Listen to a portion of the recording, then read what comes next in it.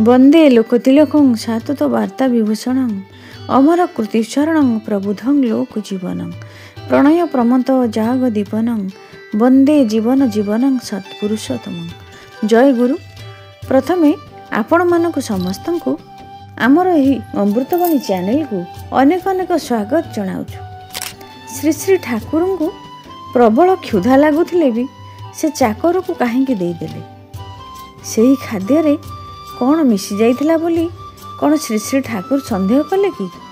यही सब रहस्य जानिबा पई हेले भिडियोटी को धैर्य सहकारे संपूर्ण देखिबा अनुरोध। कोलकातार 7 नंबर काशी घोष लेन अवस्थित श्रीजुक्त जतीन्द्र नारायण आचार्य घरे से दिन श्री श्री ठाकुर मध्याह्न भोजन आयोजन करा जायथिला। श्री श्री ठाकुर तांको श्रद्धारे जतींदा बोली डाकती। से दिन सकाळ बेला जतींदांकर अनुरोध रे सतीशदा जाई श्री श्री ठाकुर को पचारिले, ठाकुर आपण एबे जतींदांकर घर को जिबे, गाड़ी आनिबी? श्री श्री ठाकुर इच्छा नथिबा परी उत्तर देले, हाँ आनिले हेबो। तांकर कथा कहिबार भंगीरु जणा पडुथिला जेपरि तांकर आग्रह आउ क्षुधा कौनसीटा भी नाही।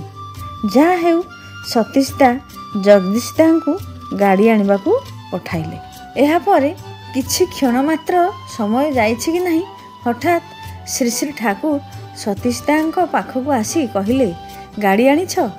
मोते खूब जोर रे भोक लागिलानी, खूब जोर रे। सतीशदा मने मने आश्चर्य होई गेले।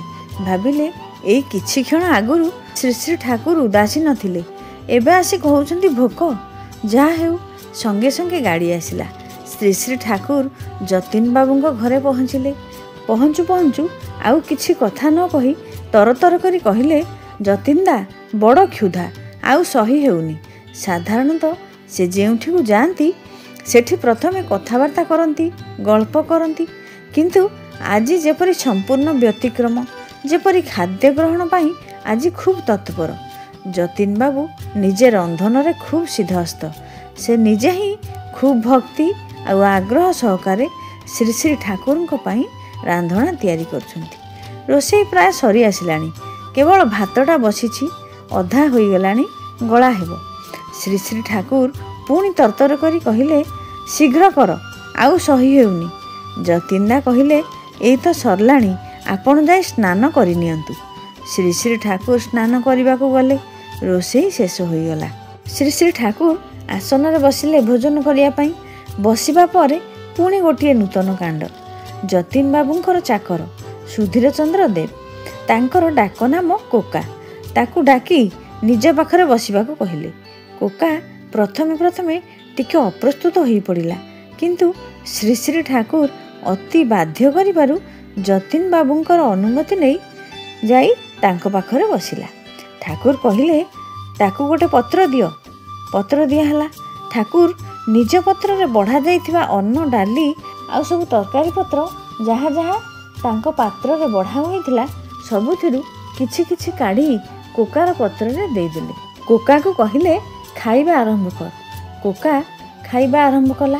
तांको एते जोर भोक लागुथिला, किंतु से निजे न खाई अति स्नेह भरे शांत स्निग्ध दृष्टि रे चाहि रही थांती कोका को। मझिरे मझिरे बळई बळई किछि व्यंजन मध्य ता पत्र रे देउथांती। कोका खाई सारिबा परे श्री श्री ठाकुर खाइबा आरंभ कले।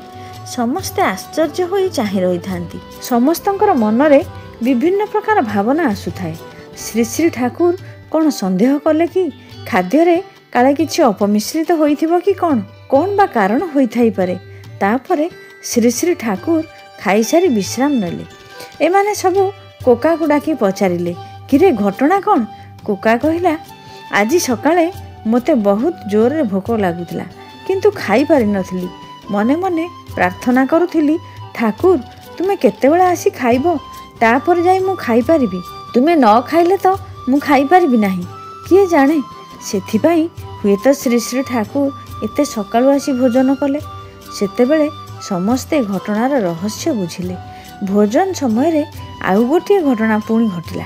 श्री श्री ठाकुर भोजन करबा आगरु जतीन बाबू मने मने भाबुथिले, ठाकुरंकर भोजन समय रे साधारणतः ସବୁବେଳେ ମାଉସୀ ମା ଭାତ ଡାଲି ଗୁଳାଇ ଦିଅନ୍ତି। ଯଦି ଠାକୁର ଆଜି ମୋତେ ଭାତ ଗୁଳାଇ ଦେବା ପାଇଁ ଅନୁମତି ଦିଅନ୍ତେ କେତେ ଆନନ୍ଦ ଲାଗନ୍ତା ସତେ। ଶ୍ରୀ ଶ୍ରୀ ଠାକୁର ଖାଇବା ବେଳେ କହିଲେ, ଯତୀନ୍ଦା ଡାଲି ତରକାରୀ ଦେଇ ଆମର ଭାତ ଗୁଳାଇ ଦିଅ, ଆମେ ଖାଇବୁ। ପୂର୍ଣ୍ଣ ହେଲା ଯତୀନ୍ଦାଙ୍କର ଅନ୍ତରର ଇଚ୍ଛା। ଭାବଗ୍ରାହୀ ଜନାର୍ଦ୍ଦନ ସେ ଅନ୍ତରର ନିୟମକ ଅନ୍ତର୍ଯ୍ୟାମୀ। ଅନ୍ତର୍ଯ୍ୟାମୀ କହିଲେ ସାଧାରଣତଃ ଆମେ ଜାଣୁ ଯିଏ ଅନ୍ତରର କଥା ଜାଣନ୍ତି, କିନ୍ତୁ ଯାଜ୍ଞବଲ୍କ ବ୍ରହ୍ମବାଦ ପ୍ରବନ୍ଧ ପାଠ କରୁ କରୁ ଶ୍ରୀ ଶ୍ରୀ ଠାକୁର କହିଲେ, ଏଇ ଦେଖ ଅନ୍ତର୍ଯ୍ୟାମୀର ଅର୍ଥ ସାଧାରଣ ଭାବରେ ଆପଣମାନେ ଯାହା ବୁଝନ୍ତି ତାହାର ପ୍ରକୃତ ଅର୍ଥ କିନ୍ତୁ ସେଇଆ ନୁହେଁ। ଅନ୍ତର୍ଯ୍ୟାମୀ ଶବ୍ଦର ଏହା ଗୋଟିଏ ଭୁଲ ଅର୍ଥ ପ୍ରଚଳିତ ଅଛି, କିନ୍ତୁ ଏହାର ପ୍ରକୃତ ଅର୍ଥ ହେଲା ଯିଏ ଅନ୍ତରକୁ ନିୟମିତ କରେ ସେ ହିଁ ଅନ୍ତର୍ଯ୍ୟାମୀ।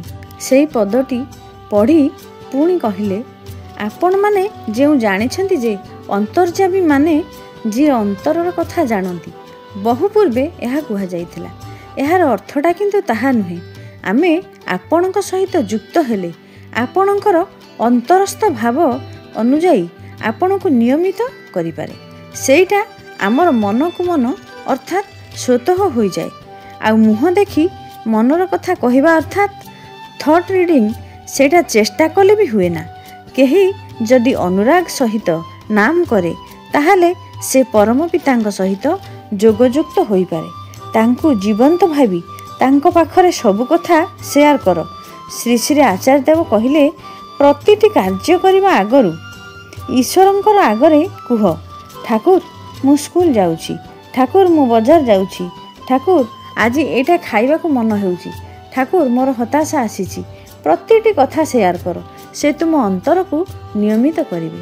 ଶ୍ରୀ ଶ୍ରୀ ଆଚାର୍ଯ୍ୟ ଦେବ ଉଦାହରଣ ଦେଇ ସରଳ ଭାବରେ ବୁଝାଇ ଦେଲେ ଯେ, ଧର ଗୋଟିଏ ଆଲମାରି ଅଛି, ତା ଭିତରେ ସବୁ ଜିନିଷପତ୍ର ଅସଜଡ଼ା ଅବସ୍ଥାରେ ପଡ଼ିଛି।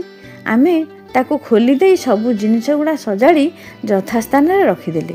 ଏଠି ଆଲମାରିଟା ଯଦି ମନ ହୁଏ ତେବେ ଜିନିଷପତ୍ର ଗୁଡ଼ିକ ଯିଏ ସଜାଡ଼ି ଦେଲେ ସେ ହେଲେ ଅନ୍ତର୍ଯ୍ୟାମୀ। କିନ୍ତୁ ଆଲମାରିଟା ଖୋଲିବାକୁ ହେବ ଆମକୁ। ସେଥିପାଇଁ ଶ୍ରୀ ଶ୍ରୀ ଠାକୁର ସତ୍ୟାନୁସରଣ ଗ୍ରନ୍ଥରେ ଲେଖିଛନ୍ତି, ତୁମେ ଯଦି ଗୋପନ କର ତୁମର ସତ୍ଚାଳକ ମଧ୍ୟ ଗୋପନ ହୋଇଯିବେ। ଆଉ ତୁମେ ହୃଦୟର ଭାବ ବ୍ୟକ୍ତ କର, ଉନ୍ମୁକ୍ତ ହୁଅ, ସେ ମଧ୍ୟ ତୁମ ସମ୍ମୁଖରେ ଉନ୍ମୁକ୍ତ ହେବେ। ଆଜିର ଆଲୋଚନାଟିକୁ ଏଇଠି ରଖୁଛି। ଶେଷରେ ସମସ୍ତଙ୍କର ପଞ୍ଚ ମହାବିଧ ଜୀବନର ମଙ୍ଗଳ କାମନା କରି ରହୁଛି। ଜୟ ଗୁରୁ।